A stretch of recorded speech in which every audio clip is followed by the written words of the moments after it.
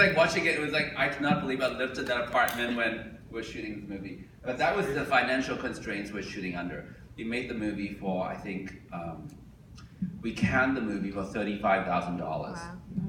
And on 35 millimeter, which we literally just paid for the film and processing at that time. And all the cast and crew literally worked for free, and I changed my sound people. I actually personally trained my sound people on the film, so you can tell there are some issues with sound.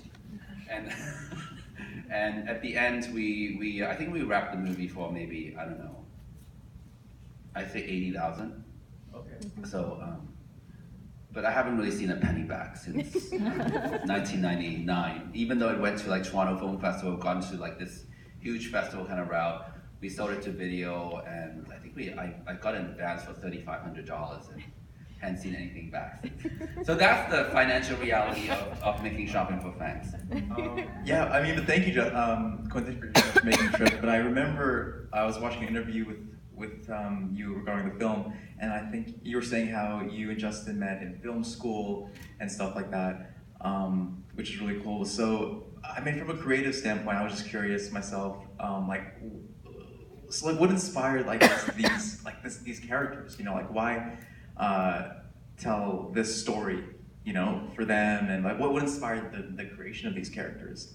So Justin and I were actually really working very closely in an organization called AAIFF, which is Asian Pacific,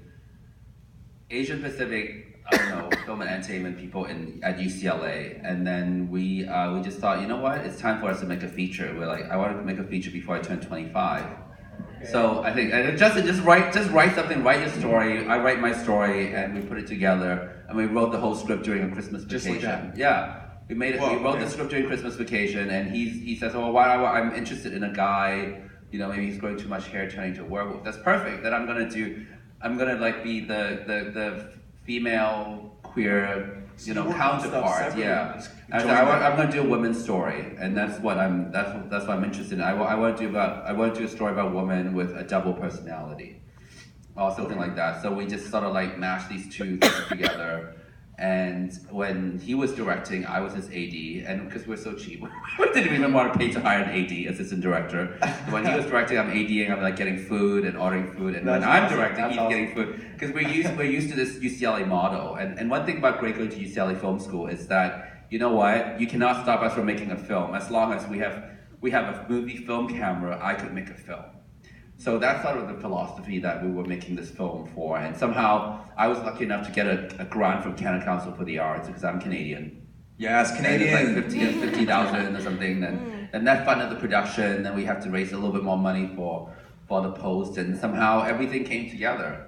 And then at first, after we finished the film, we sat on this film for a while, and then it first premiered at the Cannes Film Festival, the NADA Film Festival in San Francisco. It used to be called the San Francisco International Asian American Film Festival. And for a while we sat on this film, and this film was not going anywhere. Then somehow I turned it into Toronto, and they programmed it into the Prospective Canada section at that time, in 1997. And then it got this huge buzz, and at the end, like, we're trying to sell the movie, and then there wasn't the right buyers because they thought the movie was so just ahead of its time, just being what it is. So I said, I used to work for Strand Releasing. I'm going to distribute this film on my own. So I actually raised an additional, like, maybe $30,000, and then I made these release prints. I called all these theaters. I released this film by myself, actually, through my company in New York, LA, and San Francisco. So I think the premiere of the New York premiere of this film was here 20 years ago. Ooh. Exactly, at the Asian Society. And I was just having drinks with the programmer, Lin Quentin, that was the programmer here. And it's kind of crazy. It's like, you know, I'm back 20 years later. And obviously, you know, Justin's doing really well. He just directed Star Trek. And I have something out. I have a documentary series out called Gay Hollywood Dad.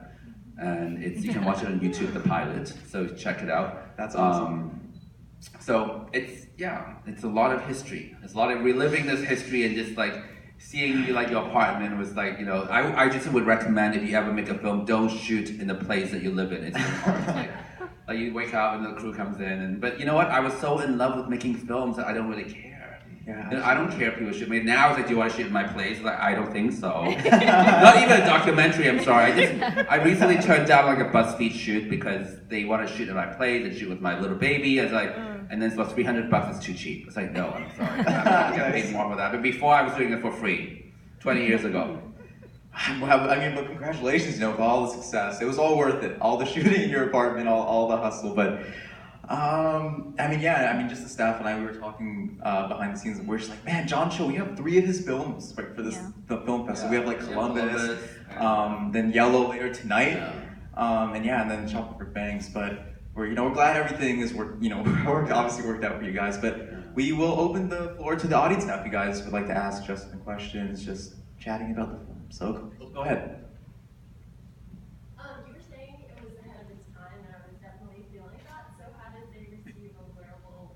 People were in general confused, even the Toronto Film Festival. It's like it's a movie conceptually. It was very ahead of its time because it's kind of like campy. It's sort of about a thriller, but it's really commenting on. It's a comedic thriller. That I'm watching it. So I mean, the stuff that I think I was interested and me and Justin were interested in producing was really just a lot of signification, which is sort of playing on genres and stuff like that. And at that point, it was quite ahead of its time, and people didn't know how to take it. And even now, people tell me, sometimes I go see your movie, I'm not exactly sure I should laugh or not laugh, So there's a level that we were experimenting with the genre that was, ahead of its time in the 90s, and it's still, I think it's actually, and I rewatch it, it's like, wow, there's all this layer of meanings in the film, which is really cool, and hopefully, with streaming, stuff like that, people are going to catch up with the film.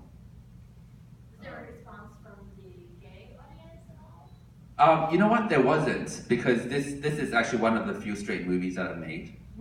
Other than The Unbidden, which is my last film, it's a horror film. It's kind of straight, except for one lesbian character. I think that I think the problem with right now the market is that it's people want you to be in certain kind of you want to be Asian American, you want to be gay, or you want to be whatever. It's very hard for you to do 2 markets at the same time. So if you have a gay Asian film, most likely the gay audience are going to come out for it versus the Asian American audience. Because I think that as a whole, the Asian American audience is still less likely to go to gay films. And just like gay people, it's not a gay film, I'm not going to go watch it. And in marketing, there's still this kind of very clear kind of boundary. But for us as filmmakers during that time, is we wanted to mix everything together. And again, I'm a very die-hard deconstructionist, that we want to put all these things back into play. All these characters, stereotypes, to play with it and just flirt with, the audience. And it's challenging. It's a marketing challenge, even as Asian American films as a category.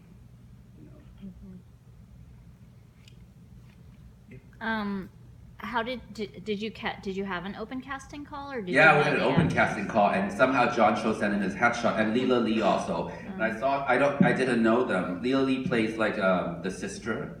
She's now has this series called Little Asian Girls, angry little girls. Sorry. And they sent the headshots. I flipped around. Oh, UC Berkeley, because actually John Cho is 3 years. I was a senior and he was a junior.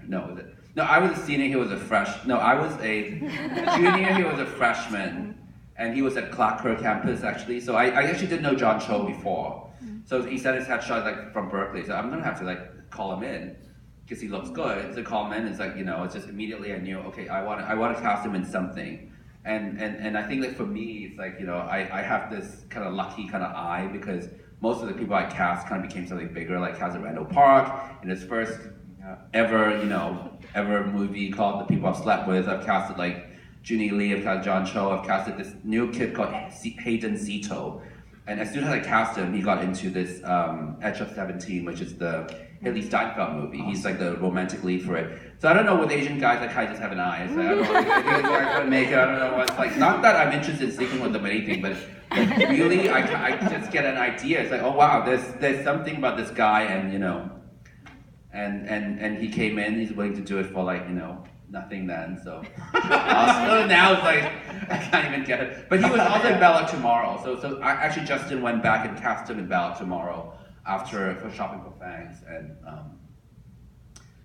but he was already at a different stage. I think he was making Ballot Tomorrow at the same time he was making this film called West 32nd. and they were trying to work out the schedule.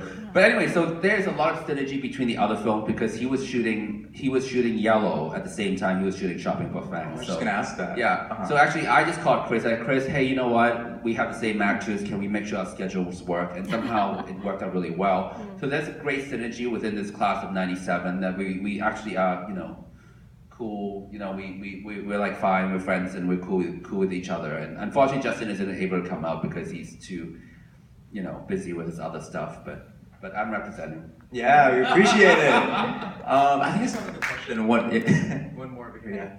Yeah. Do you feel, since you were part of this this very special moment in film, especially around Asian American directors and producers, do you feel responsibility now as someone who's like old school to mentor, to give back, and like how do you do that to younger filmmakers?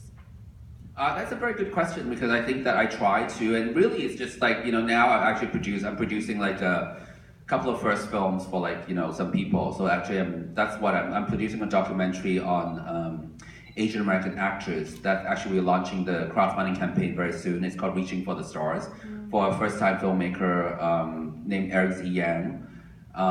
And I'm also producing this first feature. So I think once you meet people that I feel like, I feel like there's a potential there, then absolutely let you know. And if I can work with them, this person seems easy to work with because there's some crazy people in general in filmmaking in general. So actors are crazy, directors are crazy, so producers are crazy. I've seen them all.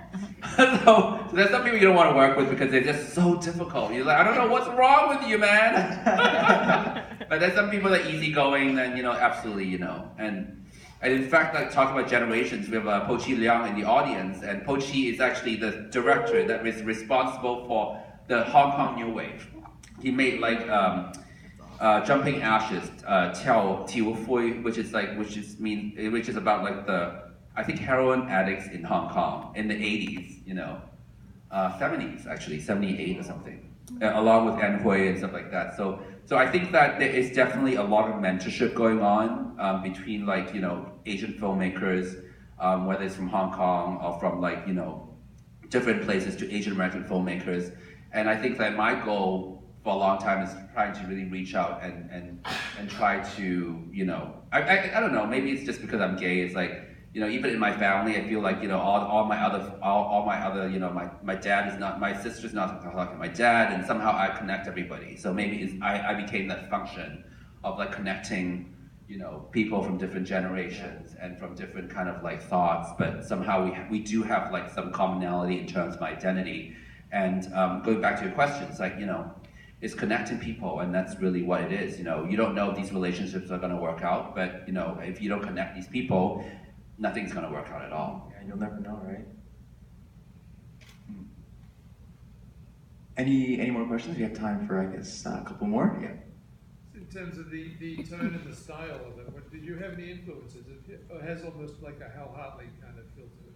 Yeah, I guess the style is just like us, but my style is definitely a little bit. I'm interested in also saying two things at the same time. I'm always interested in like, making fun of a genre. So for me, it's just, there's always a double level. And so that's why like a lot of times we watch movies, like they don't know if it's really real, it's really serious, or it's really comical. But I think it's both, I think like life is really, sometimes it's like, the most, like Woody Allen says, comedy is tragedy plus time. So basically tragedy is both comedy and tragic at the same time. So yeah, the style is definitely like, what I was going for, But I think a lot of times it's tough because every time you play with a genre, you try to do something different, whether it's horror or comedy, whatever, and something is new to the audience, unless you're like such an auteur, it's hard to pull it off. And the challenge is trying to pull that kind of like double meaning, kind of like double talk off. It's challenging. And with times changing, it's always going to be reinventing itself. So there's always challenges. Yeah, like Scream. Like Scream is a horror comedy, and you really haven't seen. I mean, you've seen horror comedy, but Scream is the first mainstream horror comedy that is funny at the same time it's scary, and that's kind of what I aspire towards, I guess. Awesome. But Wes Craven is dead. So. One more question if we have. We have time. Yeah. Can you tell us about the distribution, the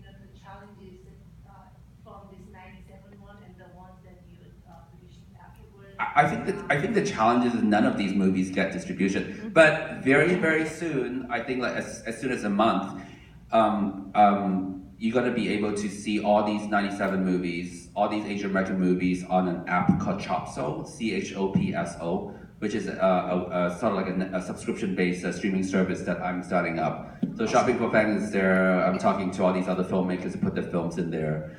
So, and also I think the way that we look at films has changed a lot. I was just talking to the programmer saying that, you know, it's very hard for people to go to like a theater to see a movie, but most of us is going to consume these independent products really through Amazon, streaming, and these other kind of streaming services, right, at your own TV or on your own phone. So I think that the old school people like us, you know, who are trained in film and who are programmers needs to sort of like realize that, you know, however you watch this film is okay, you know, and whatever that makes money. Yeah, and it's very challenging because, like, you know, it's so hard to sell this movie. We got a couple of offers, but it was no advance, and so at the end I felt like, you know what, I might as well distribute this film myself. And I felt like at the end of the day, even though I lost some money, on this film, on distributing the film, it really makes sense because I have the rights to the film right now. So I can redistribute it 20 years later. Yeah, worked out. But yeah, I guess anything for future works, Quentin, for you, for the audience to know, to check you out on. Yeah, look for Gay Hollywood Dad. It's this like documentary web series that I'm actually producing, and I'm in it. You know, so it's on YouTube. The pilot, check it out. It's going to be coming out on a streaming website called Reverie, and I just shot a 6-part, 6-hour. Comedy TV series called stand-up comedy TV series called Comedy Invasion, but it's Comedy Invasion. It's like 6 different comedians doing a 1-hour stand-up. So that's coming out probably this year. That sounds fun. And then look for Chopso. It's this app that I'm starting. So you'll be able to find all these Asian American films on it that you would not be able to find elsewhere. Awesome. But I want to thank all you guys for coming out. That's all the time we have. But yes, thank you one more time for Quentin Lee. Thank you, man. Thank you guys.